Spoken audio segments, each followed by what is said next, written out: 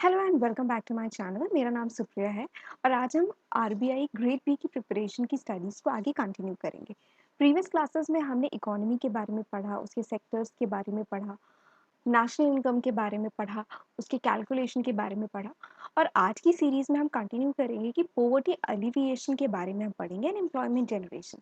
सो उससे पहले हम जानते हैं कि पोवर्टी आखिर होती क्या है। तो पोवर्टी क्या है, उसके टाइप्स क्या होते हैं एंड देन पोवर्टी अलिविएशन के बारे में जानेंगे, उसके रिलेटेड प्रोग्राम्स क्या क्या हैं और एम्प्लॉयमेंट जनरेशन के बारे में।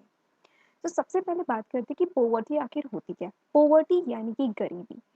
गरीबी में आपका सब कुछ आता है, कोई सिंगल डेफिनेशन नहीं होती पोवर्टी, आपकी इसकी मल्टीपल डेफिनेशंस होती हैं जिसमें आप हर तरह से जिनमें चीज़ों का अभाव आपके पास हो, जैसे लैक ऑफ इनकम है, प्रोडक्टिव रिसोर्सेज नहीं है आपके पास, हंगर एंड मॉल न्यूट्रिशन आपका पोवर्टी में आता है, इल हेल्थ आपकी हो गई, आपका लिमिटेड है और lack of access to education, आप एजुकेशन बेसिक एजुकेशन भी आप नहीं पा पा रहे हो, वो भी आपकी पोवर्टी की ही एक डेफिनेशन में से एक आता है।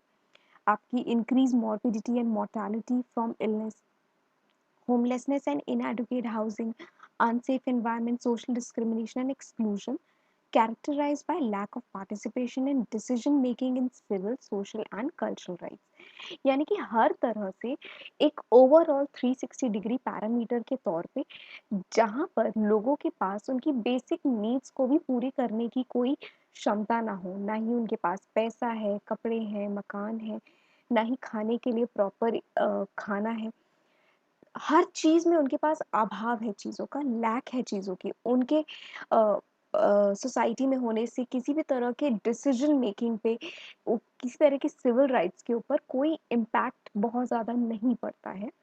तो ये सारी चीज़ें कहीं न कहीं उन्हें पॉवर्टी में लेकर जाती हैं, यानी कि गरीबी में लेके जाती हैं, जहाँ पर उनके होने से कोई इम्पैक्ट नहीं क्रिएट हो रहा है। उल्टा उनके पास अपनी बेसिक नीड्स और नेसेसिटीज़ को फुलफ़िल करने के जो रिसोर्सेज़ हैं, वो लैक कर रहे हैं। अब कितने टाइप्स की पॉवर्टी होती है? पॉवर्टी आपकी कई तरह की हो सकती है। आपकी एक एब्सोल्यूट पॉवर्टी होती है, एक रिलेटिव पॉवर्टी होती है, एक मल्टी डायमेंशनल पॉवर्टी होती है। एब्सोल्यूट पॉवर्टी आप किसे कहते हैं? एब्सोल्यूट पॉवर्टी आपकी होती है जहाँ पर बेसिक ह्यूमन नीड्स जो हैं वो भी फुलफिल नहीं हो पा रही। आपके पास ना ही प्रॉपर हेल्थ फैसिलिटीज़ हैं, शेल्टर नहीं है, एजुकेशन नहीं है, इंफॉर्मेशन भी नहीं है, सेफ ड्रिंकिंग वाटर भी नहीं है। मतलब कोई भी बेसिक नीड आपके पास नहीं है और ना ही आपके पास उन चीज़ों को पाने के लिए सफिशिएंट इनकम है। वो आपकी एब्सोल्यूट पॉवर्टी कहलाती है। रिलेटिव पॉवर्टी क्या होती है? रिलेटिव पॉवर्टी होती है कि आप एक मीडियम फैमिली से बिलॉन्ग करते हो। आपके पास इनफ इनकम है कि आप शायद अपने बच्चों को सरकारी स्कूल में भेज सकते हो या फिर किसी ऐसे स्कूल में भेज सकते हो जहाँ की फीस जो है वो बहुत कम है। बट आप अपने बच्चों को किसी ऐसे स्कूल नहीं भेज सकते जहाँ की फीस बहुत अच्छी है और एजुकेशन सिस्टम भी बहुत अच्छा हो। आप ऐसी जगहों को अफोर्ड नहीं कर सकते, वो आपकी रिलेटिव पॉवर्टी हो जाती है। यानी कि आप रोटी, कपड़ा, मकान जो है वो तो मैनेज कर सकते हैं बट चीज़ों के बेटरमेंट के ऊपर काम नहीं कर सकते हैं, जैसे लग्जूरियस चीज़ें हैं उनके ऊपर इन्वेस्ट नहीं कर सकते, वो इनकम आपकी नहीं होती है। नेक्स्ट आपका आता है multidimensional poverty. Multi dimensional poverty आपकी अ, दोनों तरह से, यानी कि वो एब्सोल्यूट और रिलेटिव दोनों को इंक्लूड करते हैं। दोनों के जो की पॉइंट्स हैं या कैरेक्टरिस्टिक्स हैं वो आपकी मल्टी डायमेंशनल, यानी कि हर तरफ से 360 डिग्री फॉर्म में पॉवर्टी आपको देखने को मिलती है। नेक्स्ट आता है आपका बिलो पॉवर्टी लाइन, बीपीएल जिसे कहते हैं। यानी कि एक पॉवर्टी लाइन, जैसे फॉर एग्जांपल मान लीजिए आपका 100 रुपीज़ जो है वो आपका पॉवर्टी की एक लाइन बना दी, यानी कि इनकम स्केल पर 100 रुपीज़ जो है वो बेयर मिनिमम, यानी कि अगर आपके पास 100 रुपीज़ की इनकम है तो आप पॉवर्टी में आप कहलाते हो, वो आपकी पॉवर्टी। बट जो लोग इस इनकम से भी नीचे चले जाते हैं, जैसे 70 पे चले गए या 50 पे चले गए या 20 पे चले गए, ये आपके बिलो पॉवर्टी लाइन हो जाते हैं, यानी कि बीपीएल की कैटेगरी में आ जाते हैं। In India, poverty is measured on the basis of expenditure to achieve a threshold level of calories intake. This threshold level of expenditure is called the poverty line, and the proportion of population living below are considered below poverty line। Next आता है आपका extreme poverty. Extreme poverty क्या होती है? जैसे कि नाम से ही पता चल रहा है, एक्सट्रीम यानी कि जहाँ कुछ भी अवेलेबल नहीं है। So the World Bank defines extreme poverty as living on less than 1.90 per dollars per person per day. According to the bank, around 10% of world population lives in extreme poverty. It was 37% in 1990 and 44% in 1981. यानी कि जो current लोग हैं यानी कि 37% 1990 में और 44% 1981 में, ये वो लोग थे जो एब्सोल्यूट एक्सट्रीम पॉवर्टी लाइन पे रह रहे थे, यानी कि बिलो पॉवर्टी लाइन वो रह रहे थे, जहाँ पर उनके पास रहने खाने पीने का कोई भी साधन नहीं था, किसी भी तरह की कोई इनकम जनरेशन नहीं हो रही थी। नेक्स्ट आपके अदर टाइप्स ऑफ कुछ पॉवर्टीज होती हैं, आप इनको नाम से देख सकते हैं। सिचुएशनल पॉवर्टी हो गई, जनरेशनल और क्रॉनिक पॉवर्टी हो गई, रूरल पॉवर्टी, अर्बन पॉवर्टी। सो ये आपके कुछ अलग अलग टाइप्स के कुछ डिफरेंट सिनेरियोज होते हैं पॉवर्टी के। जैसे कि इनके नाम से ही काफ़ी सिंप्लीफाइड वे में ये रहते हैं कि आप मेन जो है वो आपकी तीन है, वो absolute, relative and multi dimensional. उसके अलावा ये आपके कुछ अदर टाइप्स ऑफ पॉवर्टीज हो जाती हैं जो आपकी सिचुएशंस के ऊपर, आपकी सोसाइटी या फिर आपके लोकेलिटी या इन्वायरमेंट के अकॉर्डिंग हो जाती हैं, आपके बैकग्राउंड के अकॉर्डिंग कि आप रूरल एरिया में रह रहे हो कि आप अर्बन एरिया में रह रहे हो, वहाँ के लिविंग स्टैंडर्ड के अकॉर्डिंग आपकी जो पॉवर्टी है वो डिफाइंड होती है। अगर आप रूरल एरिया में हो, आपके खर्च डेफिनेटली कम होंगे। अगर आप अर्बन एरिया में हो, वही खर्चे उन्हीं खर्चों के लिए आपको कंपैरेटिवली ज़्यादा पे करना पड़ेगा। तो ये आपके कुछ अदर टाइप्स ऑफ पॉवर्टी होती है। नेक्स्ट आपका पॉवर्टी लाइन आता है। पॉवर्टी लाइन क्या होती है? पॉवर्टी लाइन एक डिफाइनिंग स्टेज होती है, एक डिफाइनिंग स्टेज होती है जहाँ पर ये तय किया जाता है कि इतना, जैसे कि अगर मान लीजिए फॉर एग्जांपल 100 रुपीज़ का हमने एग्जांपल लिया था, ये 100 रुपीज़ आपकी बेसिक जो रिक्वायरमेंट है उसको फुलफिल करती है। इसके नीचे जाने पर आप बीपीएल में चले जाएंगे, यानी बिलो पॉवर्टी लाइन। तो वो एक मार्क क्रिएट किया जाता है कि इतनी बेयर मिनिमम इनकम है तो वो पर्सन पॉवर्टी में माना जाएगा।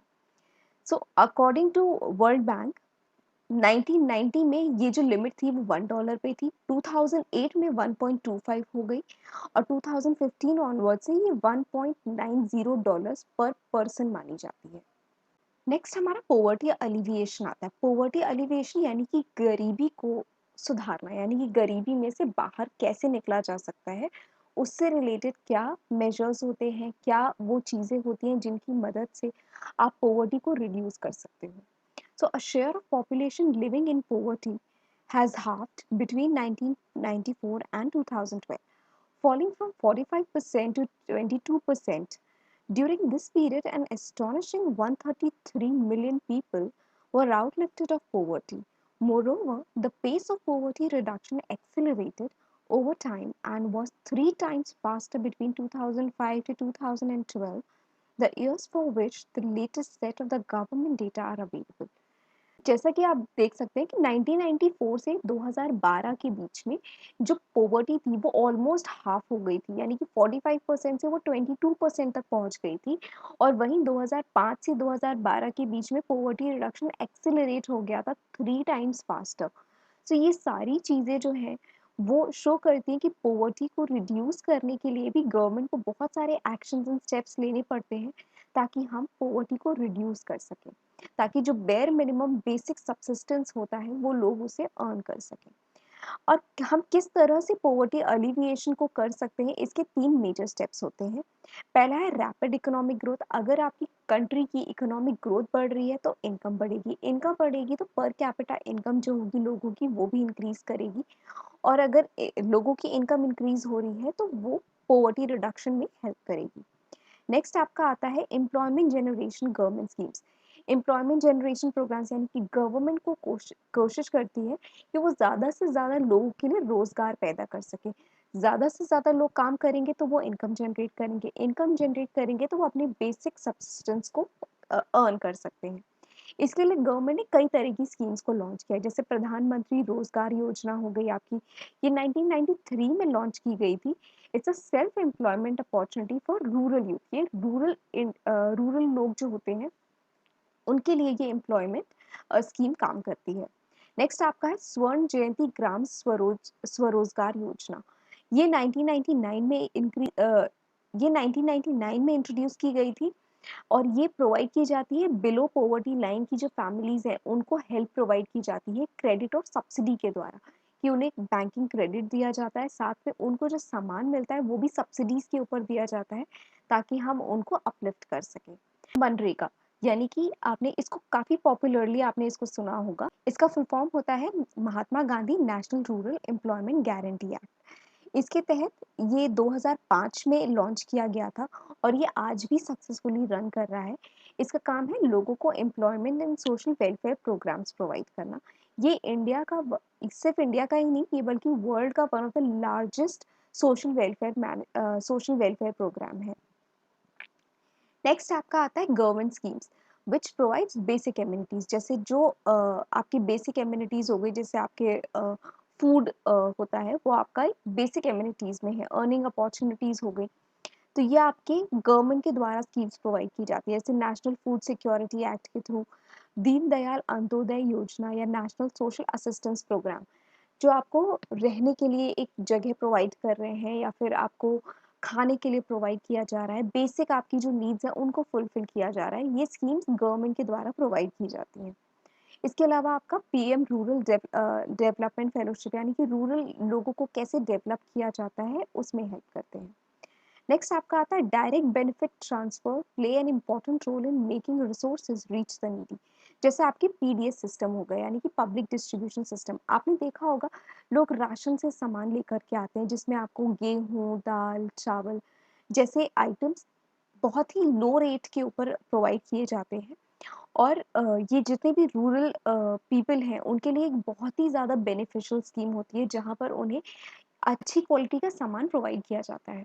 नेक्स्ट आपका फूड कॉर्पोरेशन इंडिया है। जो नेक्स्ट आता है आपका वर्ल्ड बैंक, आपको पॉवर्टी रिडक्शन में क्या-क्या की पॉइंट्स आपको सजेस्ट करते हैं, यानी कि क्या-क्या आप स्टेप्स ले सकते हैं जो आपको हेल्प करेगा पॉवर्टी को रिड्यूस करने के लिए।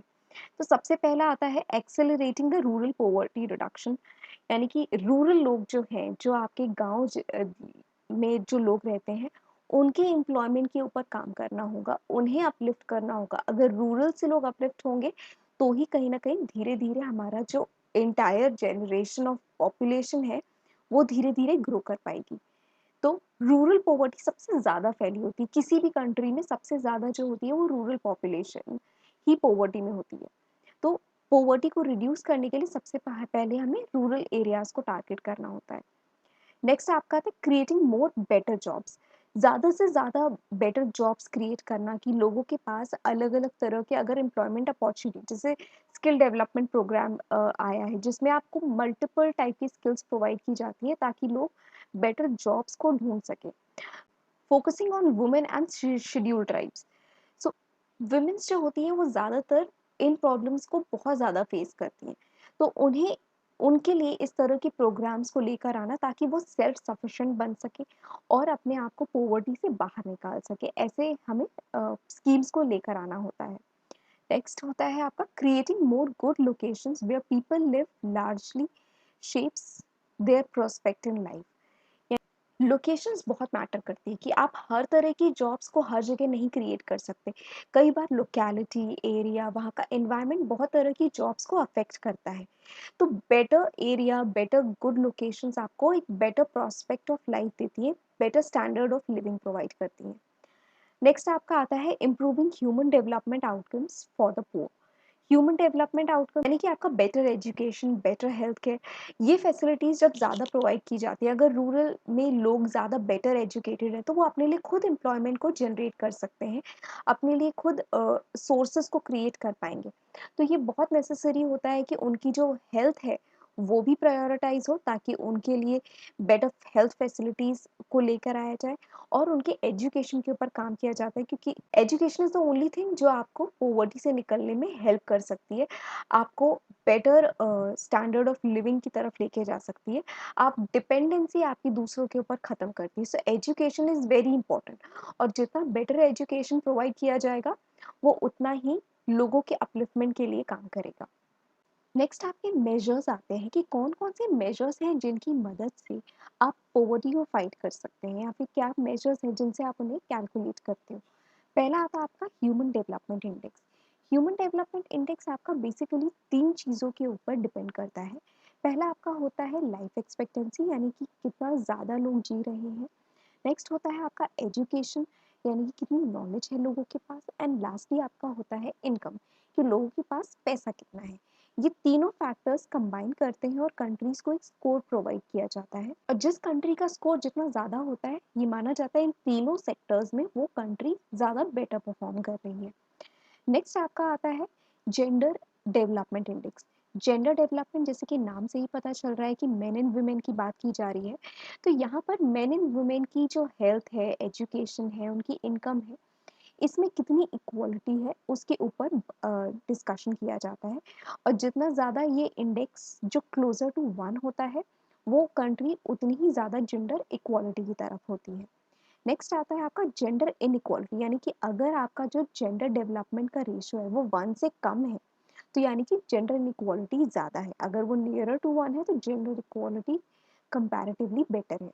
यहाँ पे जेंडर इनइक्वालिटी का मतलब होता है बेसिकली जैसे मेन एंड वुमेन्स को इक्वल अपॉर्चुनिटीज ना मिलना हेल्थ में, एजुकेशन में एंड जॉब्स में। जैसे फॉर एग्जांपल लोगों को जॉब्स मिलती हैं तो मेन एंड वुमेन के लिए या तो सेम जॉब्स अवेलेबल नहीं होती, और अगर सेम जॉब्स हैं भी तो वहाँ पे इनकम का जो डिस्ट्रीब्यूशन है वो डिफरेंट होता है कि मेन को ज़्यादा मिल रहा है, वुमेन को कम मिल रहा है।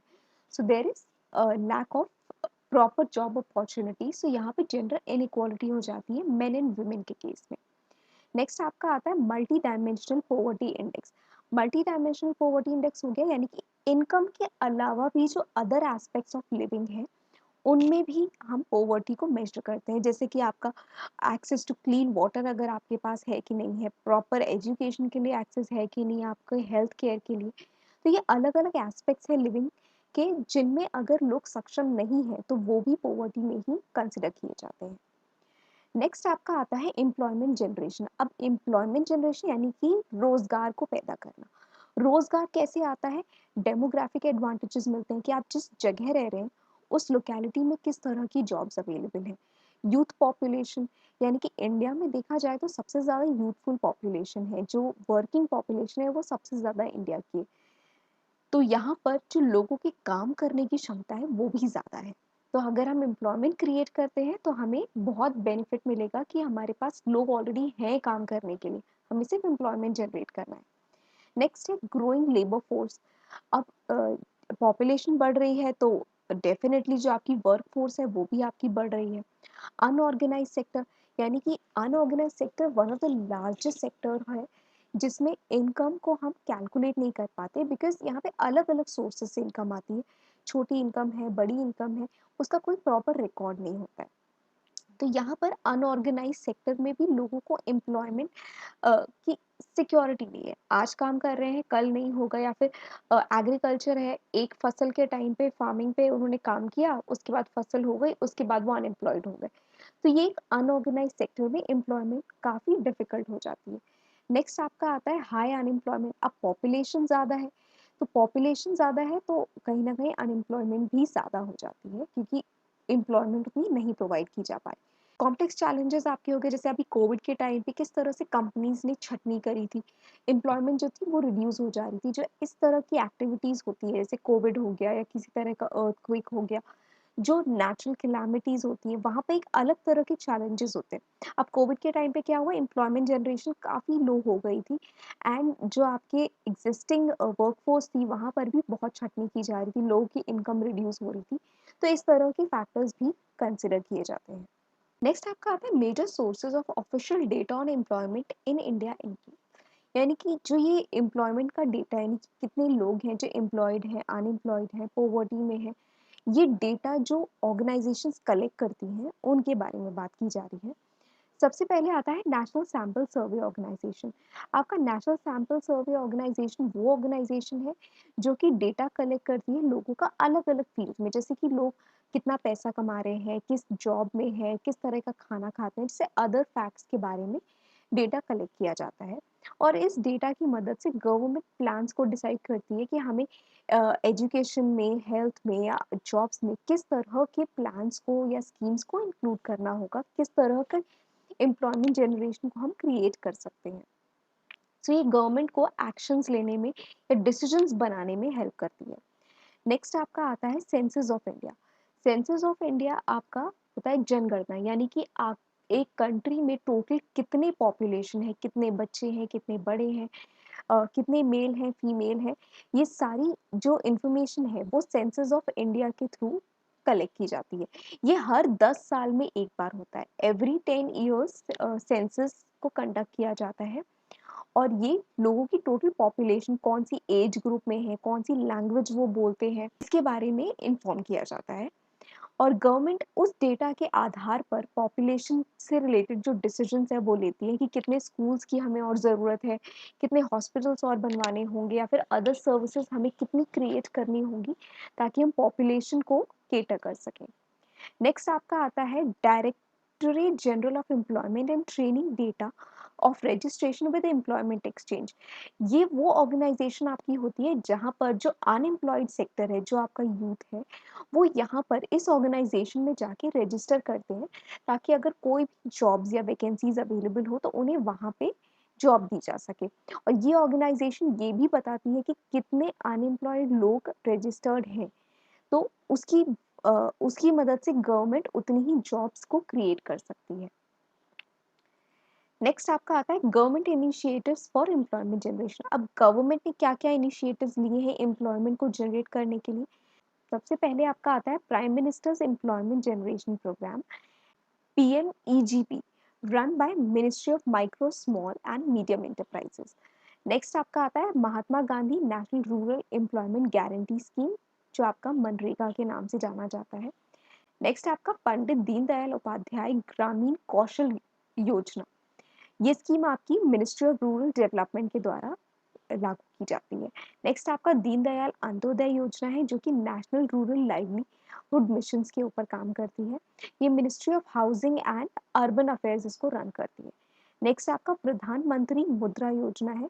ये गवर्नमेंट ऑफ इंडिया ने इनिशिएट किया था सेल्फ एम्प्लॉयमेंट के लिए, और इसमें कोलैटरल फ्री, यानी कि आपको किसी चीज के बदले में नहीं बल्कि कोलैटरल फ्री, आपको कोलैटरल नहीं देना पड़ेगा, कोलैटरल फ्री लोन दिया जाता है अप टू 10 लाख, ताकि medium small and micro business enterprises जो हैं उनको ग्रो किया जा सके।